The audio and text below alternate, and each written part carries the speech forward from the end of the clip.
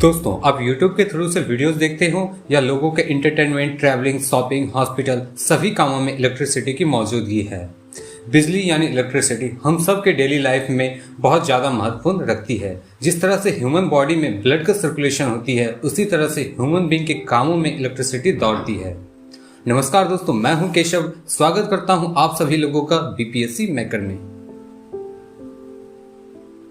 Bharat electricity के production में 5th स्थान रखती है और इस प्रोडक्शन में 70% तक कोयले से बिजली बनाई जाती है। कोयले से बिजली बनाए जाने वाले प्लांट्स को कोल थर्मल प्लांट्स कहते हैं। बाहर से तो दिखने में ऐसे हैं, इसका पूरा मैकेनिज्म इस डायग्राम से क्लियर पता चलता है। दोस्तों, इस डायग्राम को समझने से पहले एक दो बातें कर लेते हैं। यहाँ इलेक्ट्रिसिटी एक इलेक्ट्रिकल एनर्जी है और एनर्जी ना तो बर्बाद की जा सकती है ना ही बनाई जा सकती है, इसे सिर्फ कन्वर्ट की जा सकती है। तो कोल में मौजूद एनर्जी को हम लोग इलेक्ट्रिकल एनर्जी में बदलते हुए देखेंगे। कोयले में मौजूद केमिकल पोटेंशियल एनर्जी को थर्मल एनर्जी को मैकेनिकल एनर्जी और मैकेनिकल एनर्जी को इलेक्ट्रिकल एनर्जी में बदला जाएगा।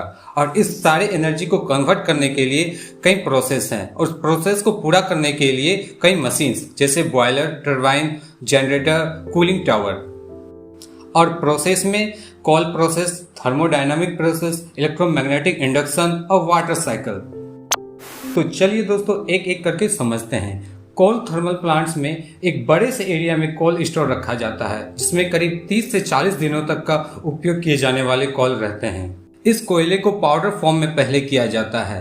पाउडर फॉर्म में इसलिए किया जाता है कि इससे प्रचुर मात्रा में हीट पैदा हो। तो पाउडर वाले कोल के इस फॉर्म को कन्वेयर बेल्ट के थ्रू से बॉयलर में लेके जाया जाता है। बॉयलर एक बहुत बड़ा जो डिवाइस है, जिसमें नीचे से हीट दी जाती है और ऊपर वाटर रहता है। वाटर जिस स्ट्रक्चर में रहता है वो कॉइल के फॉर्म में रहता है। यहाँ भी इसका पीछे का जो साइंस है, वाटर को जब कॉइल के फॉर्म वाले डिवाइस में रखा जाता है तो उसकी सरफेस एरिया बढ़ जाती है, जो हीट के कांटेक्ट में ज़्यादा आती है, जिससे वाटर को ज़्यादा हीट प्राप्त होती है। आप इस डायग्राम में देख सकते हैं जहां पाउडर के फॉर्म में जो कोयल डाला गया है। दोस्तों, यहाँ पे जो ये बॉयलर है, यहाँ पे 550 डिग्री सेल्सियस तक हीट जनरेट की जाती है। यहाँ पे ऊपर जो वाटर का जो कॉइल है, यहाँ पे जो स्टीम बनती है, जो स्टीम 100 डिग्री सेल्सियस पे ही बन चुकी होती है, उसे 550 डिग्री पर पहुँचाने पे उस स्टीम का क्या मूड होगा आप इमेजिन कर सकते हैं। और इस बॉयलर में जो नीचे में बॉटम एस है, इसे सीमेंट की फैक्ट्रियों में भेज दिया जाता है और ऊपर कुछ एयर के साथ निकलते हैं।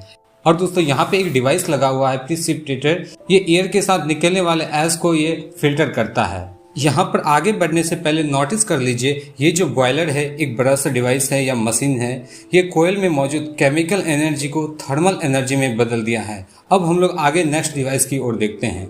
बॉयलर से पाइप के थ्रू से निकलने वाली स्टीम, जिसकी टेम्परेचर 550 डिग्री सेल्सियस है, हाई प्रेशर वाले हैं। और जब ये टरबाइन के अंदर इन करती है तो लो प्रेशर और हाई प्रेशर के डिफरेंस के कारण ये टरबाइन के स्ट्रेप्स को घुमाती है।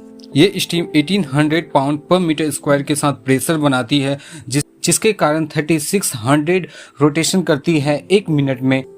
दोस्तों, यहाँ पे टरबाइन में थर्मल एनर्जी से मैकेनिकल एनर्जी में कन्वर्ट हो रहा है।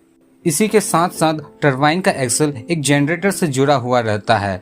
जब टरबाइन का एक्सल घूमता है तो जनरेटर का एक्सल भी घूमता है। दो मैग्नेट से उत्पन्न इलेक्ट्रिक फील्ड के बीच में एक कॉइल को घुमाया जाता है, जिससे इलेक्ट्रिसिटी इंड्यूस होती है और ये इलेक्ट्रिसिटी बहुत ही प्रचुर मात्रा में बनती है। फिर इससे आगे ट्रांसफार्मर की मदद से इसके वोल्टेज को कम ज़्यादा करके घरों तक पहुंचाई जाती है। तो दोस्तों, यहाँ पे कोल को बॉयलर में डाल के उससे हाई प्रेशर वाली स्टीम बना के टरबाइन में डाल के जनरेटर से लिंक करके इलेक्ट्रिसिटी बनाई गई है, जो एक अलग अलग प्रोसेस में अलग अलग एनर्जी को बदला गया है। और इलेक्ट्रिसिटी के जनरेशन में इसका और दूसरी जो पार्ट है वाटर साइकिल का, टरबाइन से जुड़ा हुआ एक कंडेंसर होता है। जो भी स्टीम बॉयलर से टरबाइन में आती है, फिर उस स्टीम को कंडेंसर की ओर बढ़ाया जाता है उसके रीयूज के लिए। और कूलिंग टावर में ऊपर की ओर से वो जो वार्म वाटर है, जो पहले स्टीम बना हुआ था, उसको नीचे की ओर गिराया जाता है और छोटे छोटे पाइप में बांटकर पानी को गिराया जाता है। ऐसा इसलिए कि वाटर का जो सरफेस है गिरते वक्त बढ़ जाए और जिससे वो जल्दी कूल हो जाए। और दूसरी तरफ नदी से कलेक्ट की गई पानी जो किसी झील या पॉन्ड में रखी जाती है, फिर उसे कूलिंग टावर से होके कंडेंसर की ओर बढ़ाया जाता है। यहाँ पे कंडेंसर एक खास चीज है दोस्तों। ये जो कूलिंग टावर है, इससे निकलने वाली जो स्टीम है ये कोई हानिकारक नहीं होती है, क्योंकि नदी से कलेक्ट की गई वाटर को इसको हाई टेम्परेचर में पहुंचाने के लिए इसको फिल्टर किया जाता है। ये शुद्ध H2O रहती है, जिसके कारण ये स्टीम बनने की क्षमता में ये हीट अब्जॉर्ब ज़्यादा कर पाती है। बॉयलर में जो स्टैक लगे हुए होते हैं उसके द्वारा हार्मफुल गैसेस निकलते हैं, जैसे कार्बन डाइऑक्साइड, और यही कार्बन डाइऑक्साइड क्लाइमेट चेंज के लिए सबसे ज़्यादा जिम्मेदार है।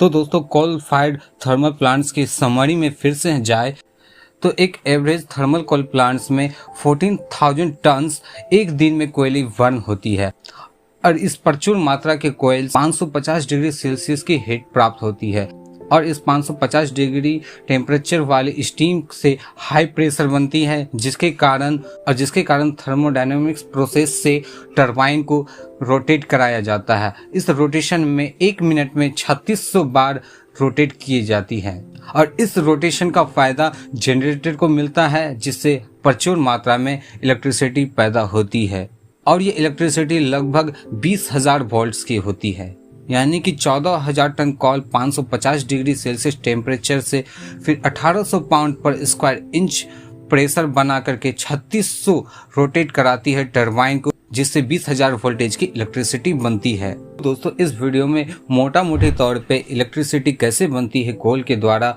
मैंने आपको बता दी। दोस्तों, यहाँ पे अगर हल्के फुल्के अंदाज में हम लोग बात करें तो इस पूरे डायग्राम में या पूरे कोल थर्मल प्लांट्स में देखें तो ये बॉयलर एक स्टोमक की तरह है, जहाँ पे इनपुट आउटपुट लगे हुए हैं। ये टरबाइन कहा जाता है अक्सर एक्सपर्ट द्वारा या लोगों के द्वारा कि ये इस पूरे प्रोजेक्ट का ये हार्ट है। और ये जो पानी का सप्लाई है, वाटर सप्लाई, जो कूलिंग टावर में जाती है, कंडेंसर में जाती है, बॉयलर में जाती है, टरबाइन में भी जाती है, तो इसको इस पूरे स्ट्रक्चर का हम लोग ब्लड मान सकते हैं। तो आपके नज़र में ये जनरेटर क्या है, जरा कमेंट्स में बताइएगा। तो और दोस्तों, इस वीडियो में बस इतना ही, फिर नेक्स्ट किसी इन्फॉर्मेटिव वीडियो में मिलेंगे। तब तक के लिए जय हिंद, वंदे मातरम।